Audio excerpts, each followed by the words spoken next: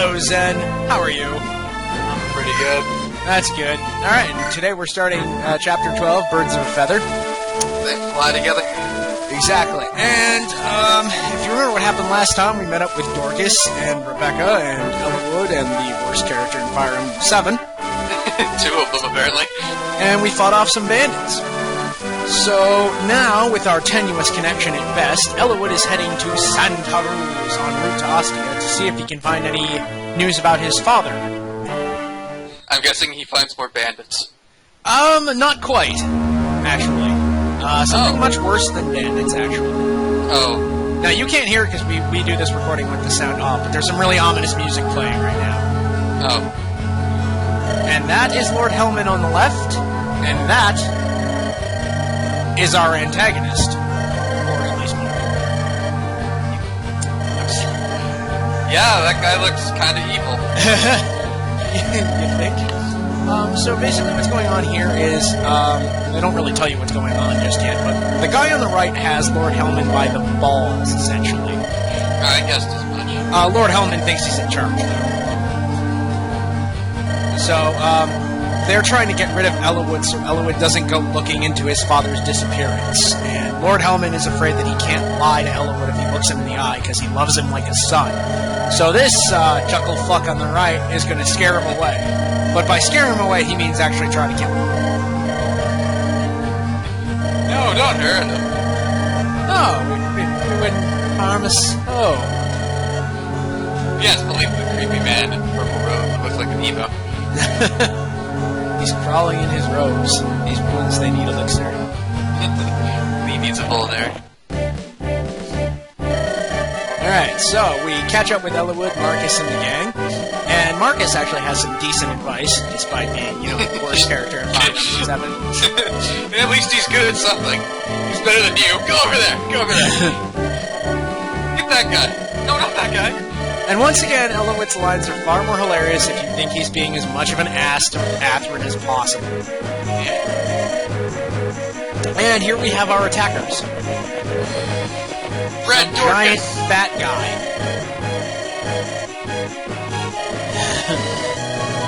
Tell me, does he look like a villain to you? Kind of. Kind of a little, really? Well, he's got the whole rags thing going on. Most villagers you know have shoulder plates. No. Something. Okay, now you. So he attacks us, right? And you think, oh, well, it's just these three guys. That'll be easy. Oh, what the hell? Fuck me, man! Where did they come from? Apparently the bushes.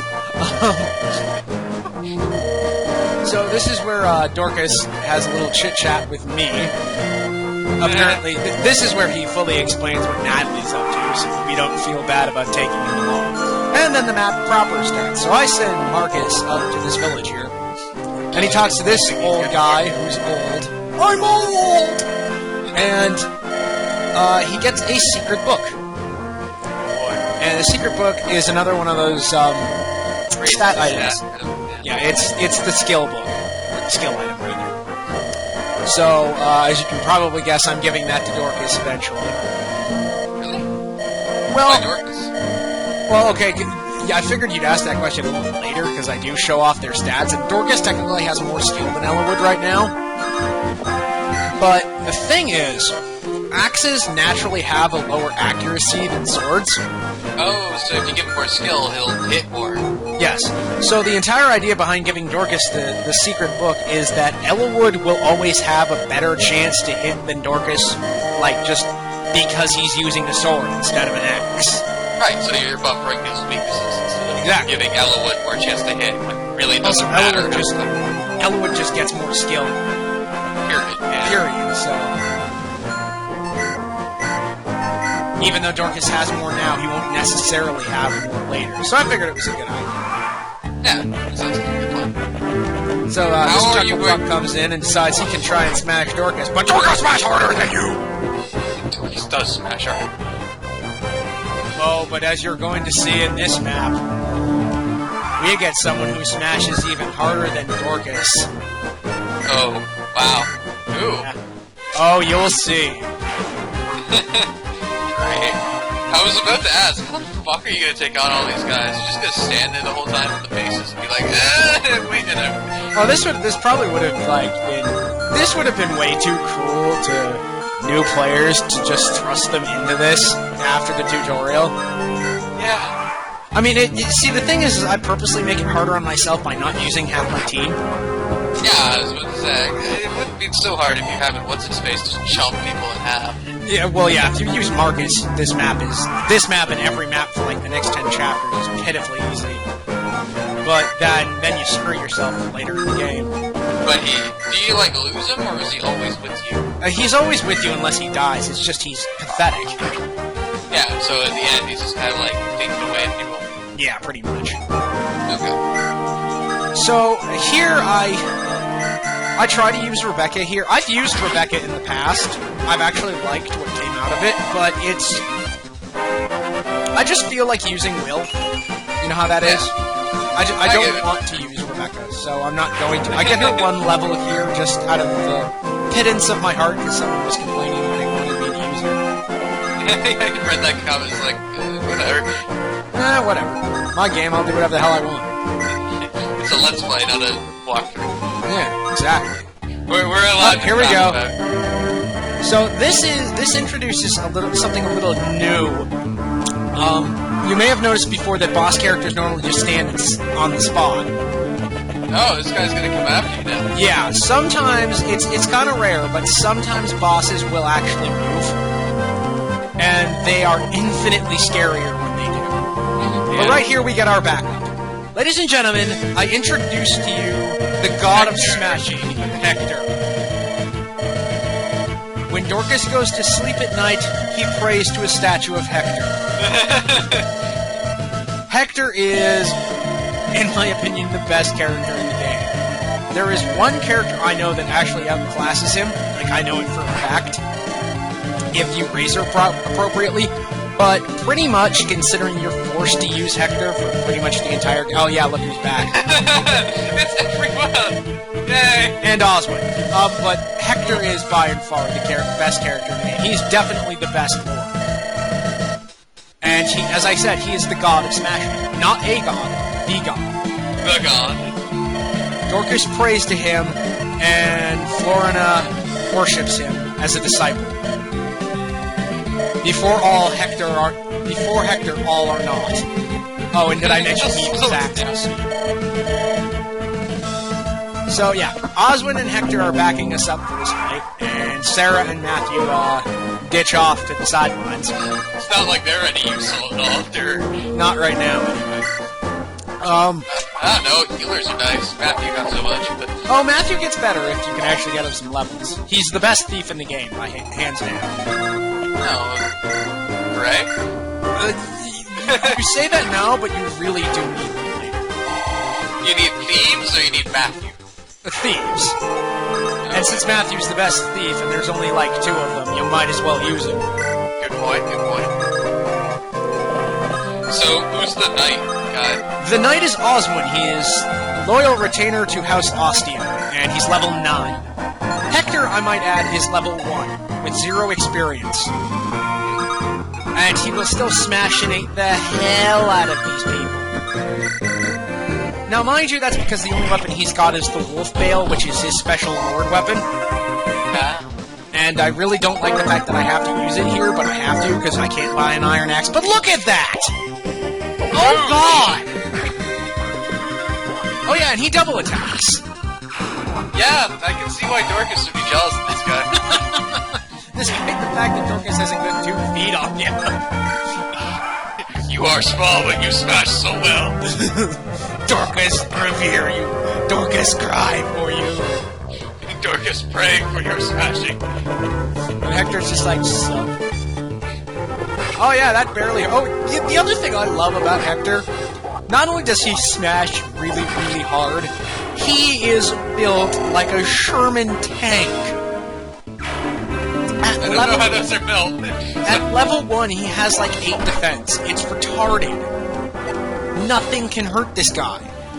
So, I take like 6 shots and he doesn't even go below 10. These guys just like, we'll take him.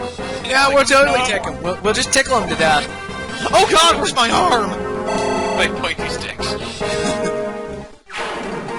It's really funny because the person who did the most damage to it was the archer. That doesn't surprise me. It's starting to become a trend, isn't it? Yeah. So, yeah, things kind of slow down here for a bit because the enemies are being really silly and funneling themselves through the mountain range. It's not going to line. It works so well in WoW. I know. It's strange because, like, you can see them all single file there, working their way through, and only, like, 2 of them really bother me, and those are the mercenaries. I would seriously take on the entirety of that force by myself. Yeah. Clank, clank. Yeah, you'll notice that Oswin deals pretty much the same kind of damage as Hector, but Oswin is level 9 and he's got an Iron Lance, whereas Hector is level 1 and has the Wolfman. Yeah. I'm guessing you're gonna give him, like, a steel axe or something. I'm considering it. Ow. Yeah, and here you see even Oswin can double attack the soldiers. They're that pitifully slow. Not that good, are they? Giving him a steel axe, I think it might be better to give him the iron one at this point, but... Well, yeah, I'm just not saying you're gonna give the him next... Like, there actually is an armory on this map. I Dorcas. thought about it while I was on this map. So... I just sort of ran past it and didn't buy him anything, so... I kind of have to rely on either giving him an item or buying one in the next chapter if I want to save the Wolf Veil. Yeah. Which is bad. So what's the difference between Dorcas, palette swap guys, and the other axe guys? Basically what they become. The game is... It's a little complicated, like... Each character has different max stats and different stat growths, so they grow differently each time you play the game, and they can attain different levels of strength. Yeah.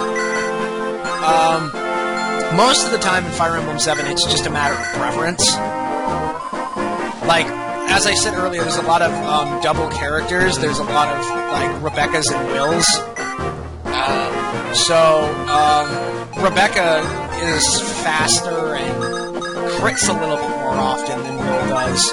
But Will does more damage. Will does more straight-up damage and is a lot beefier than Rebecca. Yeah, because she's the daughter of Lord Scruffy, so... He'll get more defense and stuff. The argument that the guy had for me using Rebecca is that an archer has so much speed that they'll probably never get hit anyway. And my rebuttal to that is, have you seen the end of the game? So here you Dragons, bitch! Crit. Nice. Yeah, he's kind of flat. I like the little backflip at the end. Whee! I'm Peter Pan!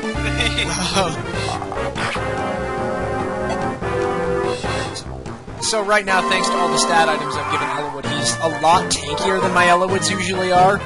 Which is good, because I kind of want Ellawood to be beefier than normal. I mean, I'm stuck with him, I might as well use him, right? Yeah, that's true. So here It's I'm being really gutsy with Rebecca, because I wanted to get her that one level, and here's why I never want to use her again. I don't care if... Yeah, I don't really care if that's just like a bad level up or anything like that. Like, that just killed my enthusiasm for her entirely. Fucking I'll wait for Will. Dorcas, crush your skull! Dorcas, do it for smashing God! Oh hi God. Oh hi God, how are you? So does Hector only use axes or can he use other shit?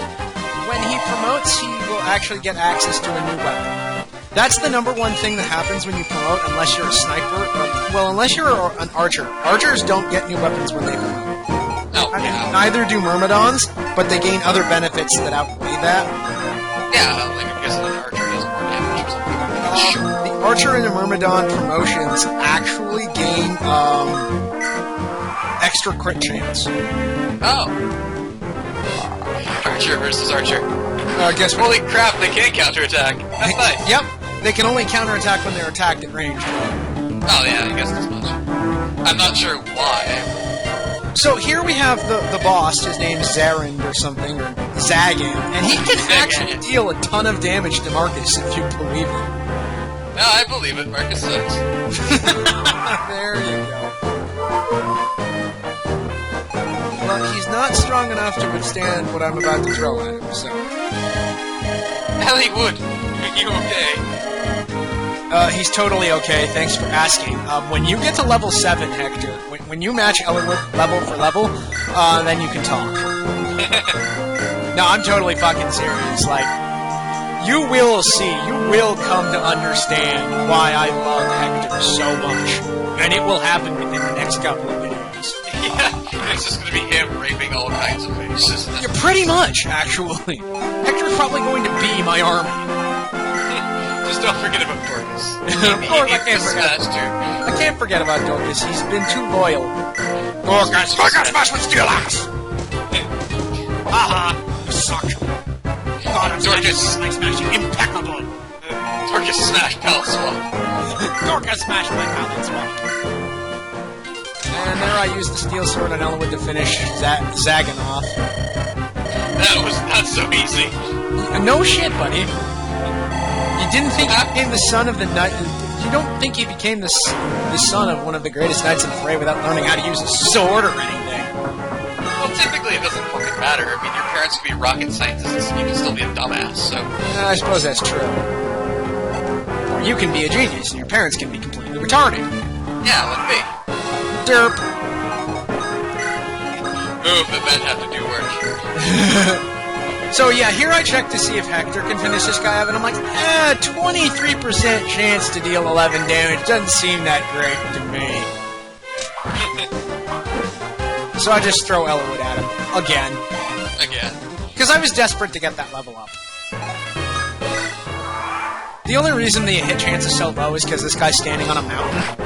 Yeah. And mountains give a 40% chance to miss. Nope. Which is about the only reason that Elwood's hit chance on this guy is 65% instead of 100. That's true. I want you to mathematically put that through your head. That means he had an 105% chance to hit this guy. Well, you can't go over 100. It's the way the game does the math. What is it supposed to do with that extra 5%? Yeah, just store it in case it needs it to do other math. That doesn't work!